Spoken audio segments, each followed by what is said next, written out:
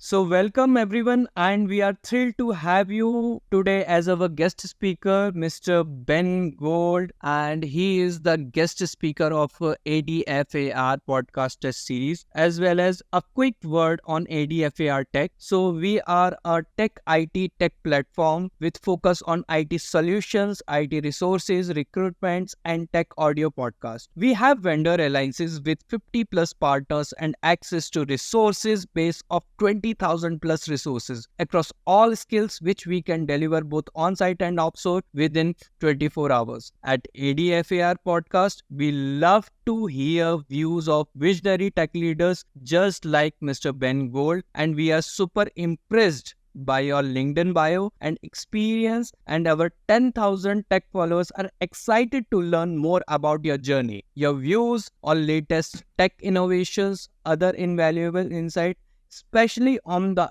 AI career expertise. We love to hear your experiences. So let's dive into the world of tech with our esteemed guest, Mr. Ben Gold. Over to you, sir. Thank you, Varun. I was thinking I could start with just a little bit about my background, and then I definitely would love to answer questions, especially to be as pertinent as possible to your audience. So I have about 20 years of experience in the technology field. And the last 5 years, I was working very closely with an AI product. At the time, again, this is before generative AI and ChatGPT came out. And the product was for being able to evaluate tens of thousands of inbound phone calls for companies that have call centers, and to be able to help those organizations be able to understand quickly, are these calls good calls, bad calls, are they sales, customer service, and what were the techniques. And so what I found really fascinating about AI in general is the fact that it can take large amounts of data, crunch it in a way in seconds, things that would take hours, days, or weeks for a human to do, and be able to give actionable insights. So that was what was really the most fascinating part to me about the AI models that I work with. Earlier this year, I was let go from that job, and I began a new journey. Started off as a job seeker, and that was just when ChatGPT came out. And I was really excited about this generative AI. And the way I like to speak when I talk to other audiences that are less sophisticated, I say that AI, like that existed decades ago, such as Google search and the Netflix recommending you the next movie, that's always been around for the big corporations. But ChatGPT and generative AI, that's democratization of AI. Now suddenly an individual can take the same kind of insights and make very targeted initiatives. And it really depends on what they're looking for. But as a job seeker, it allowed me to write up a very specific, improve my resume, add cover letters, prep for interviews. And after doing that for a few months, I got inspired and I said, you know what? I don't think I really want a job. I'd like to start my own company. So I began this path of creating a startup that is designed to make the job seeker experience better, to make it so that you can have the AI coaching in like a Salesforce-like experience as you go through the funnel of applying and interviewing and eventually getting hired. Well, as I started that, and this is where I think this gets really interesting, is I said, before I go to investors, let me also integrate with the job seeker community. So I started doing seminars and one-on-one coaching, and I ended up writing a book, Find Your Next Job with ChatGPT, which was inspired by all the conversations. And what I discovered was, and this was really shocking, so in the United States, less than 50% of the people have an account with ChatGPT. And so this is what just blew my mind, is that there's this technology that is absolutely transforming the job world. And I think it's transforming it all over the world, because when there's a new innovation, such as a chatbot that can do customer service, that can threaten even some of the Asian markets where there's a lot of virtual assistants. But if you look at the innovations, they're unique, and this is one of the questions. They cut across industries: finance, real estate, education, healthcare, but they also cut across roles, sales, marketing, coding, customer service. And so it cuts across both of them. So you have innovations that are specific to industries and that are specific to roles. And what I have noticed is there are a lot of people that got let go in the marketing and human resources space, and they're asking the question, gee, I was let go. Why am I having such a tough trouble finding a job? And there are some cyclical elements of the high interest rates, the slowing down economy, but I believe it's structural.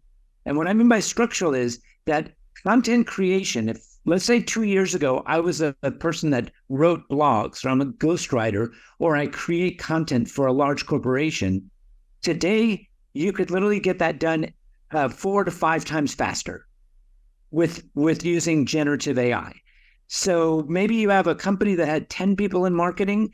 Now they can have 7 to do the same job of those 10. And that's where this is a really thorny issue, because what do you do with someone that's in their 40s or 50s that has this skill that up until about a year ago was an amazing skill that nobody could do, or that you had to have lots of education, and suddenly a robot can go faster and do 90% as good as you, or maybe 100% as good as you in terms of creating this content. And it's not just blog posts and writing, let's say for LinkedIn. It's image generation, video generation, it's coding. There's all of these things that took intelligence that are now able to get through generative AI. That's really a great insight. And I am taking a follow up from the same statement. Suppose there is a candidate, and as you are stepping up into your new big venture where you are going to help millions and thousands of people to get career and to get aligned to that career. So, how your expertise plus including the AI can help an ordinary person to get a better career? That's a really good question. I have a philosophy, and this is not a band-aid, but I believe it's the first step is to create an AI first strategy, because there are ways that you can leverage AI to get your next job.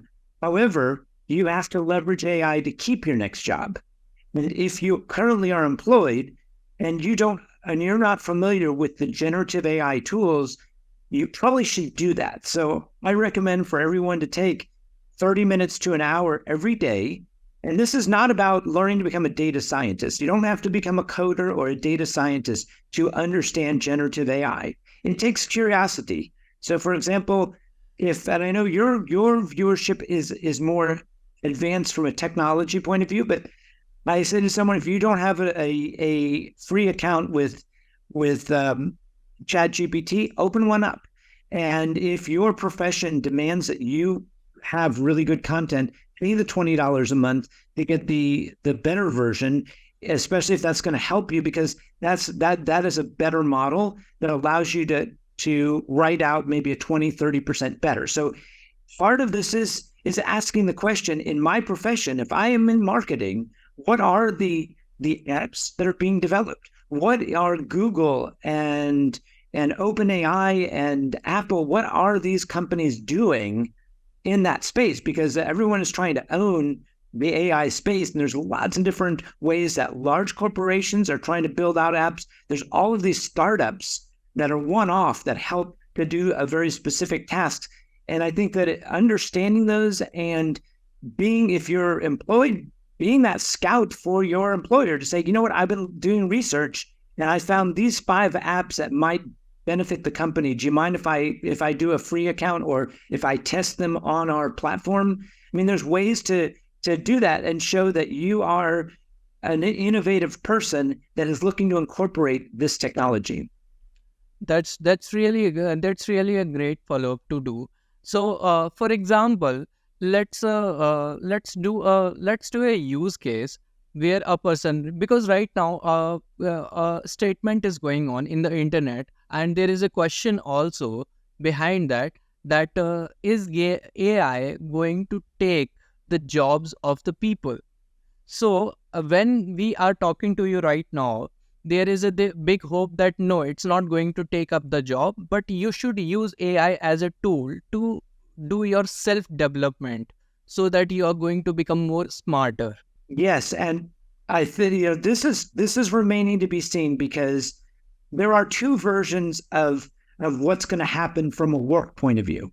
So you have the utopian version where we're going to be on the beach and we have robots serving us our drinks while we're enjoying the sunset.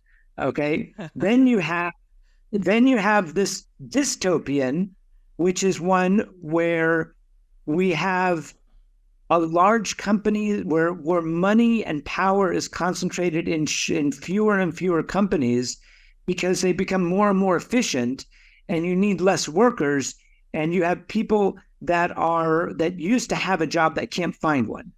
Okay, and I think that somewhere in between, the question, the wild card is, normally when you have a technology, a new one that comes out, for example, the car.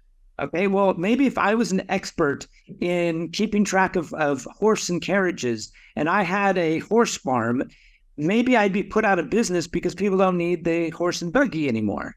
But then, of course, you created all these new jobs with the car, with the creation of this technology.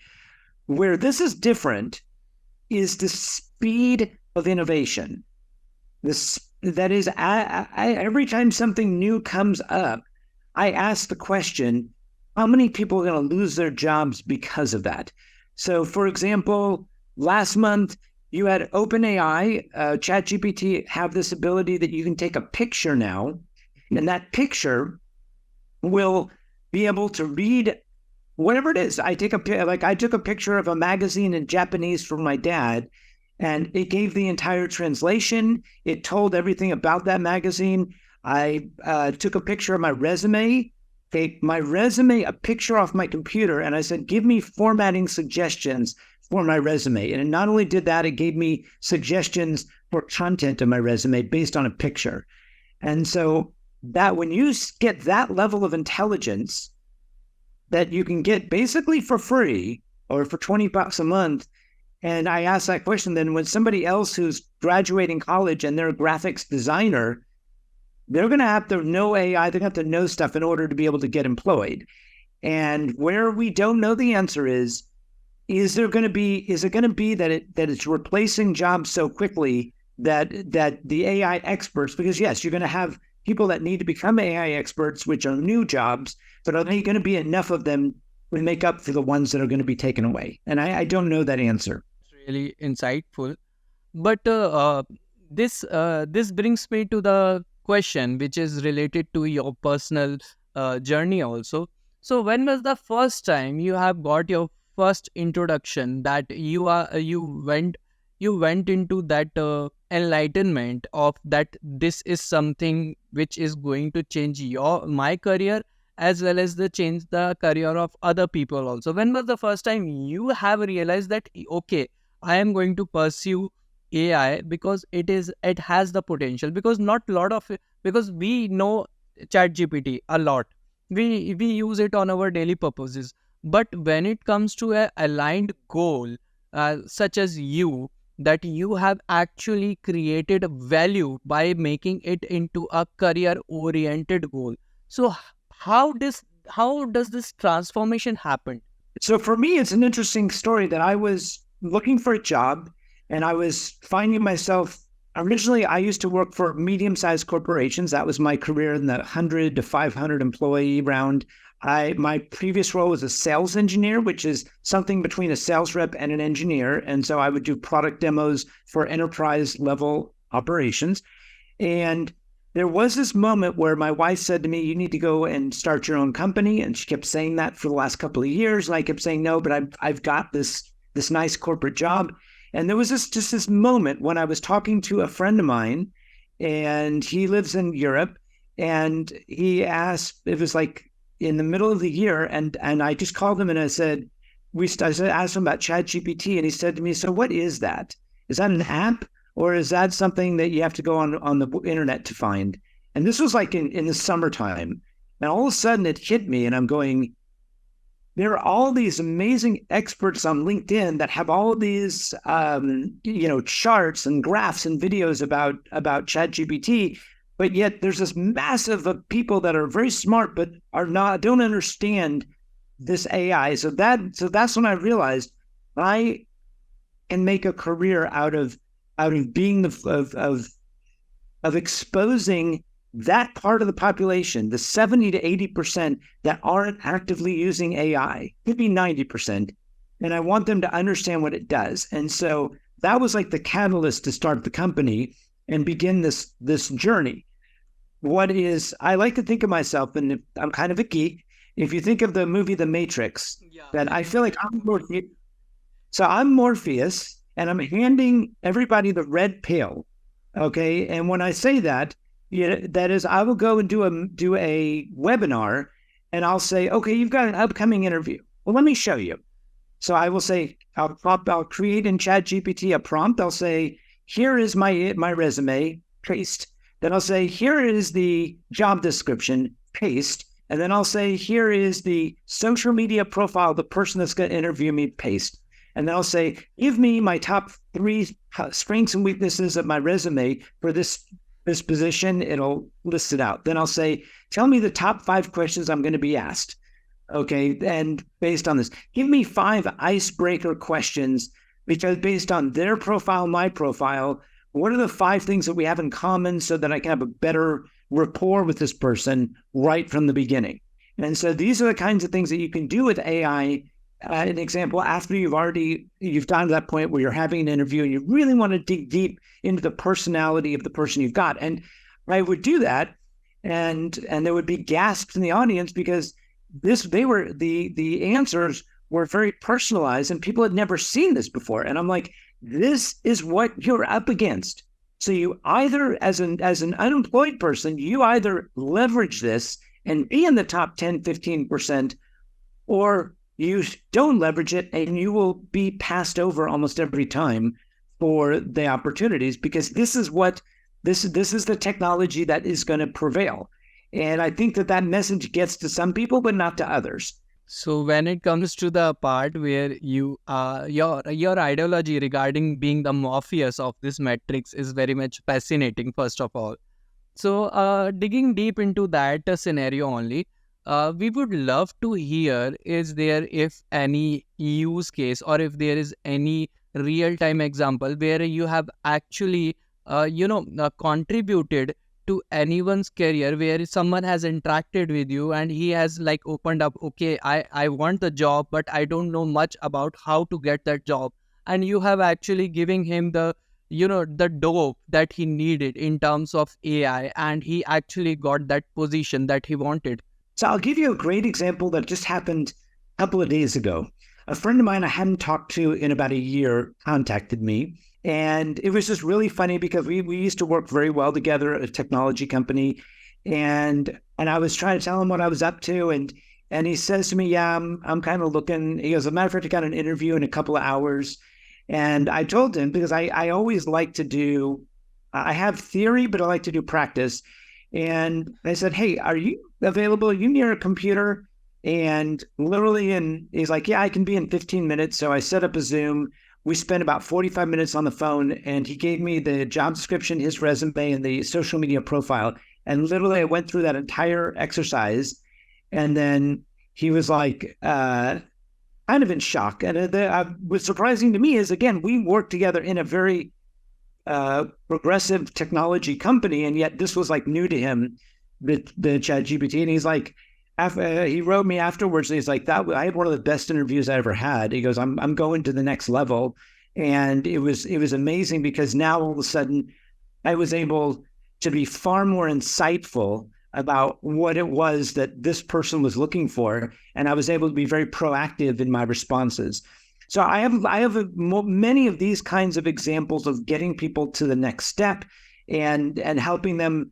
Another part that I think is even more significant is I help people to redefine their career goals, because this is probably one of the biggest mistakes people make. Is they were looking for a job that existed a year ago, but maybe the market's changed And it might be a good idea to, instead of trying to go for that job that's being wiped out by AI or is not going to be as prevalent with AI, why not take something else of my skills and find a different career path? And that's also something that I've helped people do to really understand where they want to go. I have a follow up on this point also. So, suppose if there is a person, if there is a candidate who has been laid off recently, because right now the recession part is going on in the world economy.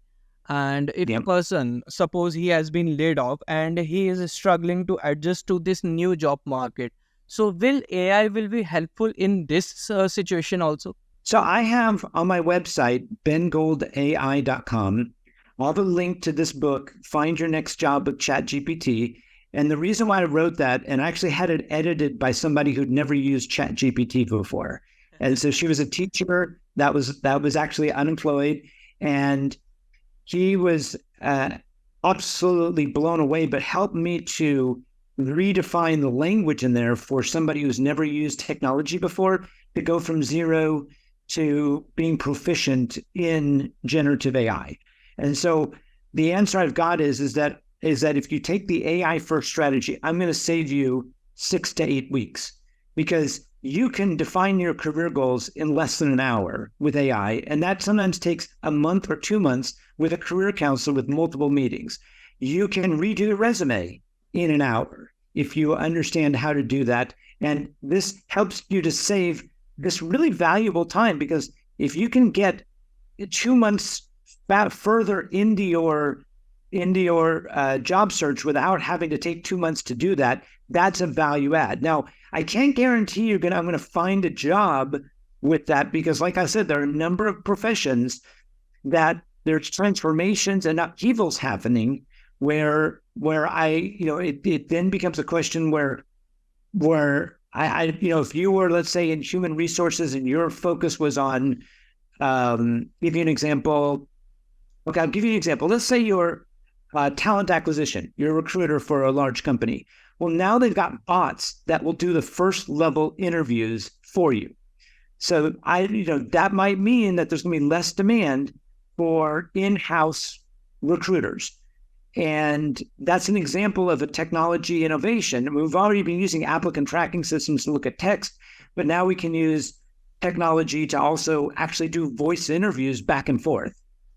And so what I would say is, if I was in that field, I would want them to retool themselves to say, maybe I'm a talent acquisition expert, but I also want to maybe either do something else or add other value or become an AI expert so I can help a company how to implement this new technology. So it's about teaching people to think outside the box so that they can distinguish themselves from other people. I tell everybody, another big suggestion is put generative AI in your resume, ChatGPT in your resume. If you're in graphics design, put DALL-E or Midjourney.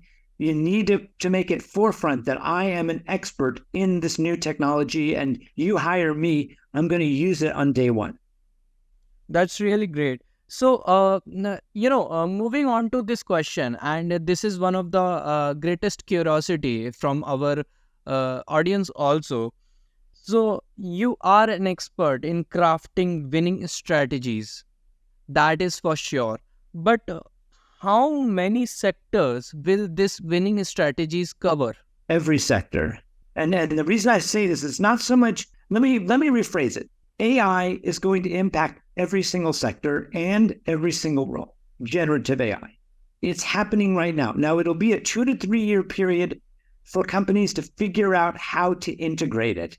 How do we automate processes that are manual? How can we use this generative AI to make our processes more efficient? So the answer is, it doesn't matter if you're an artist, if you're a web designer, if you're a programmer, or if you're a salesperson or marketing or HR, again, those are the rules, or whatever, you're in finance, education, etc.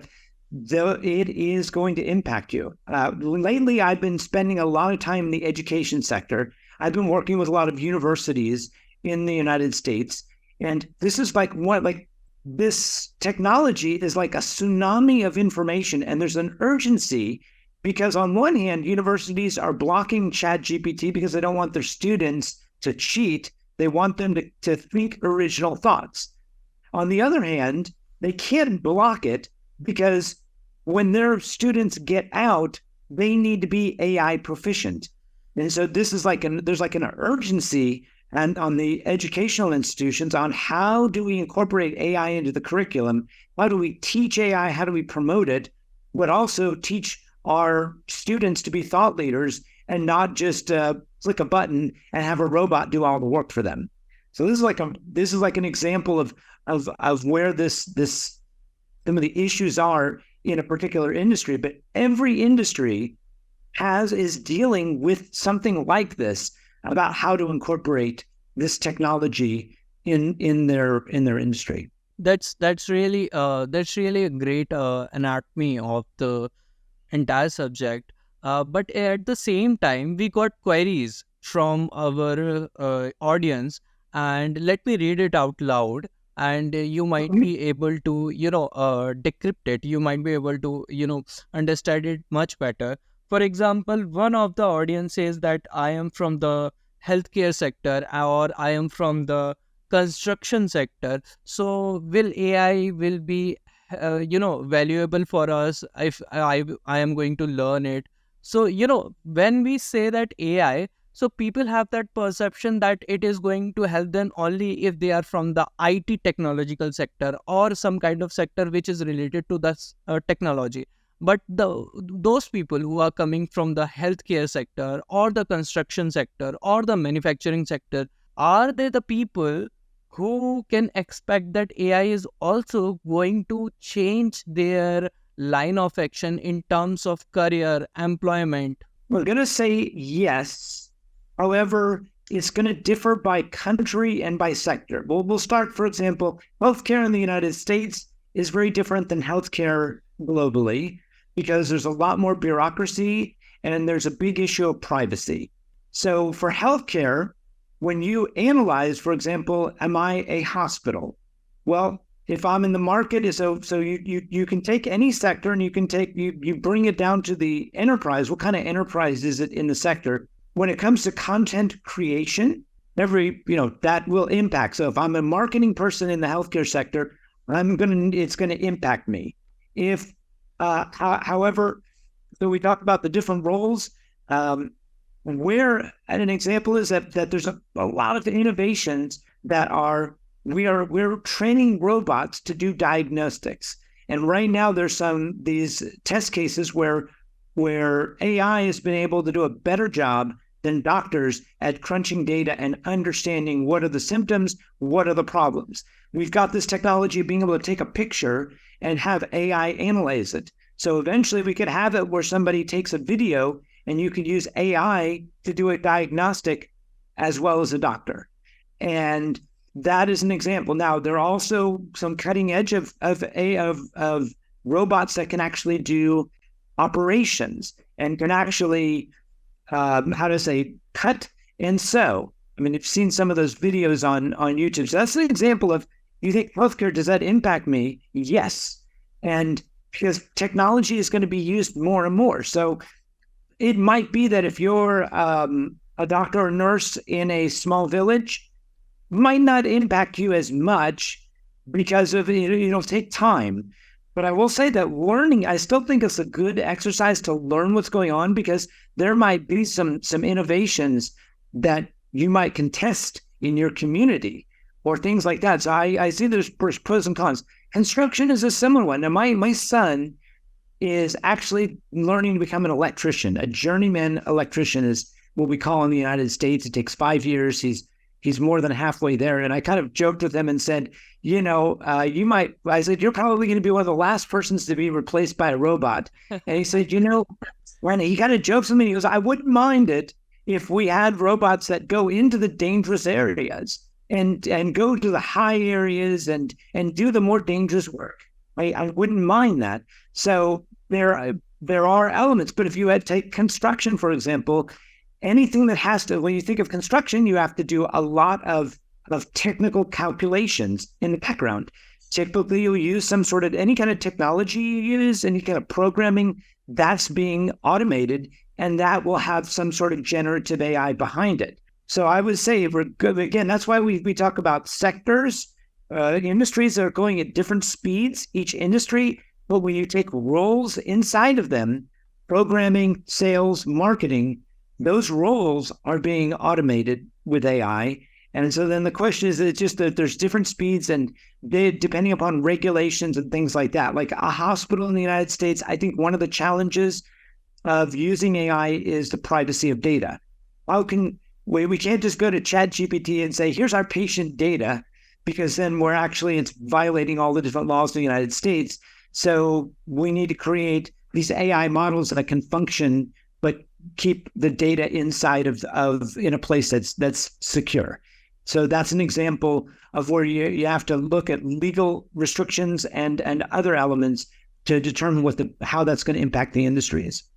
Right. That's really a thoughtful statement, because I, being myself coming from the background of a person who actually advocate the data privacy, and who actually work on the field in the research of ISOs, which is like 2701 2022, which is a secure disposal, and how to keep your confidential data, which obviously I implement on the AI also. But this thing is this ISO's standards and data privacy. This is sure is going to happen, and it will be robust, because now we have a European GDPR law, we have HIPAA, we have Californian data privacy agencies. So I think this is going to be tackled in a more structured and streamlined way in terms of data privacy. This is not going to make much hassle. But apart from this, when we talk about, our audience would love to hear your next big venture, that how you are coming up with all those things in your plate, and how you are going to, represent it to the people who are actually needing it. So where I'm moving is that I had originally envisioned creating a product, and I went to the point of creating a prototype and pitching this to investors, when I realized that the product I'm building is a little bit early in the market, and that I made the decision to make a pivot. And so I am actually doing a lot of work in the educational sphere, partially because I want to generate income for my family. And I am actually moving towards multiple initiatives of educating students about their careers. And I'm about to announce a partnership that I'm working on with a gentleman who does speaking on campus about various subjects and to various audiences. And so I think that's where I'm moving is being both a public speaker about the items that we've talked about, but also being a consultant for individuals and organizations. And I've helped a number of individuals to evaluate what their current processes are and how they could use AI to improve it, not just to find a job, but just for whatever their goals are. And that is something that I plan on in 2024 building on, is being an AI consultant that can help companies, organizations, and individuals be much more productive. And that service, that value is applicable to all kinds of domains, right? Yes. That's really great. So, let's move on to some more ethical side. Excuse me? Am I audible? Yes, you are. Go ahead. So, in terms of research and development, what do you think that AI is? What do you think that what will be the next big chapter? So, AI is here. We all know that it is going to stay. That we have established the fact even in our mind. And being an AI career aspect, you have also that big vision that it is not going to change the process of getting a job, but even while doing their job, they have to use the AI as a tool to execute their task. So, according to you, what is the extent of AI in terms of doing the work which already a human is doing? I'm trying to think if I understand the question. You're saying, what are the kinds of tasks that AI would do instead of humans? Yes, and if they are if they are going to leverage the AI, how a human, a candidate can fix himself or settle himself or coexist with that kind of scenario? This it depends on the industry. So I give you an example, another one that where I find there's a couple of them where I have a really difficult time with. Like, for example, if you look at the Screen Actors Guild strike, that was the United States where the actors and the writers struck for a long period of time, like 6 months. They weren't writing any more movies or for any of these TV shows. And one of the big issues is AI technology, because right now, I wrote this book, Find Your Next Job with ChatGPT. I wrote it in 5 days. Okay, because I yeah, so I knew. Now it's not that I just came out of thin air and wrote a book. It was I knew the subject, and I was able to after I had done like literally hundreds of different conversations, both as a job seeker, both as a business owner. I knew the subject matter, but I used AI to help me come up with. I would give the prompts, would have the responses, and show people, if you put this in, this is the kind of output you get, etc. And that took me 5 days to come up with my first draft. I have a second book that I just finished a couple of days ago that is now in the review process. It took me 2 weeks to do, and it was a subject I knew nothing about. So I was able to, in 2 weeks, to go from a subject I knew nothing about. And the question was, could AI help fraternities and sororities? In the United States, that's a subset. These are organizations, the social organizations. Should AI help them to recruit more members? And I did about 20 interviews with different leaders that are in this space, and asked them about their process. They walked me through everything that they do. And I wrote a 150-page book with one of my co-authors, and that is going to be published in the next couple of weeks. And so the point is that AI is a big enabler for content creation. Now, the challenge is that if I was somebody who wrote movies or wrote screenplays, that if you're asking me, technology could replace them. Now, there was some agreements in place to end the strike where they're going to limit what movie studios are going to do, because today what I could do is I could take a hit series like The Big Bang Theory. You could feed all 12 seasons into an AI model, and it would write season 13. Eventually, you'd be able to have a video creation that could create the videos also, and not have to pay those pesky actors and caterers and costume designers and cameramen, and you could have a similar product that's there. So that's an example where you almost have to create laws to limit the damage that AI can do in certain industries. And so that's really where it is. Like in the movie industry, I think you have to limit the damage it can do. But for medical breakthroughs, I think you want the sky's the limit. Of course, the more that AI can diagnose conditions, that can analyze data and give specified prescriptions or analysis, I think that's good. So really, again, sector by sector, I would go with each of these. Yeah, that's a great analogy, because we have heard about the strike that has been going on for days for the Writers Guild. Even the actors has gone on a strike because their faces has been used in terms of digital images that has been used as the background images, and people are just using the CGIs to just replicate their faces. So this is something that is being that is being in the question for a long date of time. But apart from this, we love to hear about your current book that is being published, as well as your next book. Okay, so the book that I have right now, the Find Your Next Job with ChatGPT, it's written.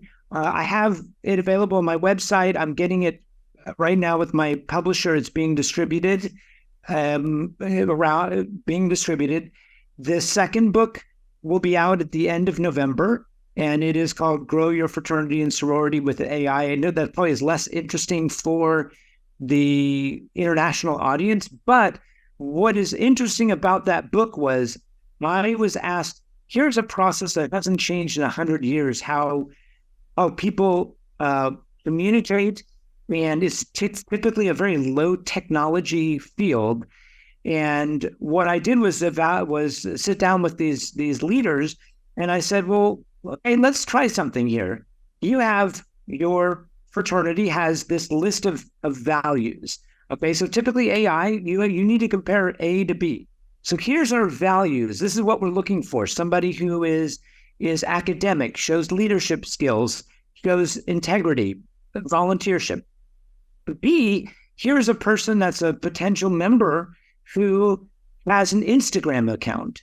Well, let's copy all of the 500 people that this person follows on Instagram, compare it to your values, and what can we see about their compatibility? And I actually had to use Claude as opposed to ChatGPT because ChatGPT has a limitation in the amount of data that it can crunch. And so if you have that situation, then Claude it's by Anthropic, it's had a $4 billion investment by Amazon.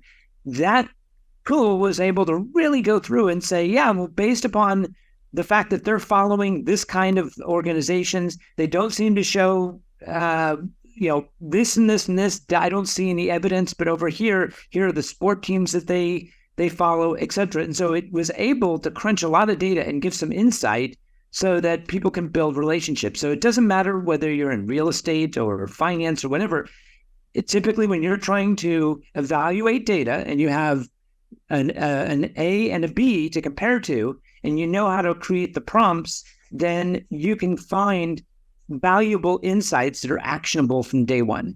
So now that we are, we know about your book, so it's prudent to ask that where our audience can get access to that book. So it's bengoldai.com. For now on my website, you'll be able to buy on the website the e-version, and it's also on Amazon. It's about to get global distribution in the coming week. And what I'll say is that would be the main thing. I will be redoing my website in the next week or so, and I'm going to be sharing some of these the newer trajectory that I'm going on. That's really great. So what about so when you talk about, so in your next venture, you are going to need you are going to need some cross communication with other kinds of stuff, such as when you are doing a website, you need website developers. When you are going to market it, you need marketers. So how do you manage to do that cross communication to build a entire venture by yourself? Well, I've used over the period of time, I've worked with a lot of different organizations, individuals, companies, and I'm actually in the process of defining. So your question is an interesting one because the way I'm going about it is I actually, over the last couple of days, I've been having some nice conversations with ChatGPT, and I've been asking myself, I'm taking a step back and saying, what are the possibilities? What is the best path forward? And that's what I'm defining over the next week. I've got most of it down. And I have a programmer here in Dallas. That's where I live in Dallas, where I am able to at least adjust my website to give that right message. I'm adding content because I've been on a number of podcasts. I make a lot of LinkedIn posts, and I'm defining my individual, who I am. And so part of that is first defining my goals and exactly the direction. And so that's becoming more and more clear. Then it's putting it into the website so that other people can understand it. And then I'm going to define my social media strategy, because the question is, do I do 15-second TikTok videos showing different prompts? Do I create my own podcast? Do I do paid ads to get new clients? There's like all these different directions. And I want to first really define a strategy and use that going forward. That's really the great vision for the 2024. And most of the people are still, still thinking about what should be my resolution of 2024. But Ben Gold, as our magician of AI career build, he has already a vision of 2024 because he has used AI as a tool. And it's prudent for everyone to understand that thing that AI is going to stay. But everyone needs to aware about the fact that it is going to contribute a lot of your career, of your, of your working, wherever you are working. In every industry, there is a touch of AI now. And Ben Gold is here to coach you, to give you the winning strategies, that how you are going to excel in your career. Am I right, Mr. Ben? Yes, absolutely. And I was going to say one other thing that on my website, you can subscribe to my weekly newsletter. It's called uh, AI Career Edge. And every week I take the main elements of what's happening in the world of AI and throw some career advice into it.